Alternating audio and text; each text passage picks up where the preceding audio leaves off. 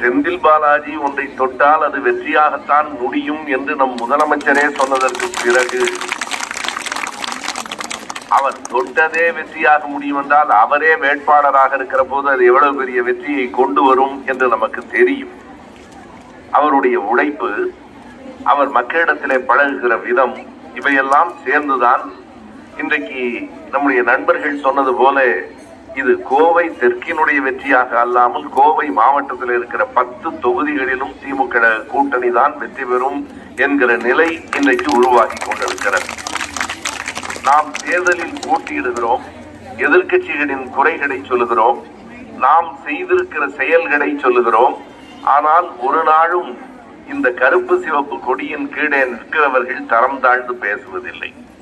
இன்றைக்கு கூட என்ன நடந்திருக்கிறது என்பதை நீங்கள் செய்தித்தாளில் பார்த்திருக்கலாம். காலையில் முதலமைச்சர் அவர்கள் ஒருவரோடு தொலைபேசியில் பேசியிருக்கிறார். யாரோடு? இங்கே இருக்கிற மாவட்ட செயலாளர்களோடு இல்லை. எங்களை போல தமிழ்நாடு முழுவதும் தலைமை கழகத்தால் அனுப்பப்பட்டிருக்கிற பேச்சாளர்களோடு இல்லை. கோவை வடக்கு பகுதியினுடைய வேட்பாளராக பாரதிய ஜனதா கட்சி நிறுத்தியிருக்கிற வானதி சீனிவாசன் அவர்கள் உடல் நலம் இல்லாமல் மருத்துவமனையில் இருக்கிறார். அவருக்கு தொலைபேசி உடல்நலம் எப்படி இருக்கிறது என்று கேட்டிருக்கிறாரே. இந்த பண்புதான் நம்முடைய மிகப்பெரிய பண்பாகும். வானதி அவர்களிடத்திலே உடல்நலம் விசாரித்ததில் பெரிய வியப்பு ஒன்றுமில்லை. ஏனென்றால் ஹெச் ராஜாவையே உடல்நலம் விசாரித்தவர் நம்முடைய முதலமைச்சர்.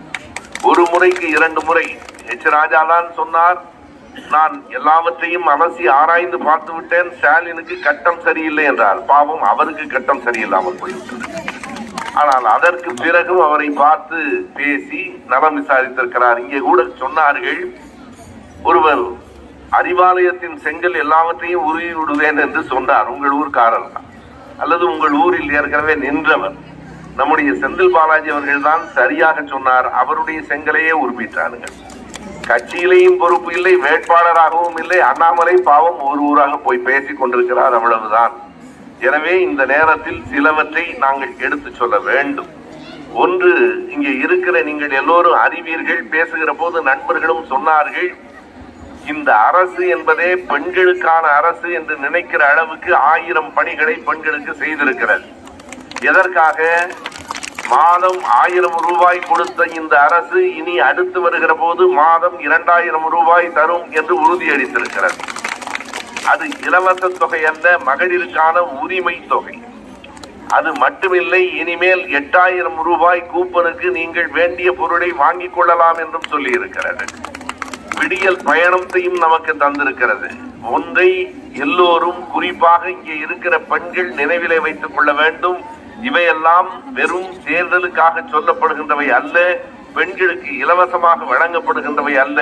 மறுபடியும் சொல்லுகிறேன், கவனித்து கேட்டுக்கொள்ளுங்கள். இவையெல்லாம் பெண்களின் சுயமரியாதையை காப்பாற்றுவதற்கு இந்த அரசு தந்திருக்கிற செய்தி. எந்த ஒரு பெண்ணும் தன் சொந்த காலில் இருக்க வேண்டும். பொருளாதாரத்திலே நாம் வலிமை பெறுகிற போதுதான் சமூகத்திலே மட்டுமல்ல குடும்பத்திலேயும் நாம் மதிக்கப்படுவோம். எல்லாவற்றுக்கும் கணவனை சார்ந்திருக்க வேண்டும் என்பதல்ல. மனைவியும் கணவனும் ஒருவரோடு ஒருவர் சேர்ந்திருக்க வேண்டுமே தவிர யாரும் ஒருவரை சார்ந்து இன்னொருவர் இருக்கக்கூடாது. தற்சார்பு வேண்டும், தான் என்கிற அந்த சுயமரியாதை வேண்டும். அதற்காகத்தான் செய்திருக்கிறது. நண்பர் சிங்கராயர் சொன்னது போல தற்குறிகள் என்றவர் சொன்னார். நான் அப்படி கூட சொல்லவில்லை, உண்மையாக சொல்லுகிறேன்.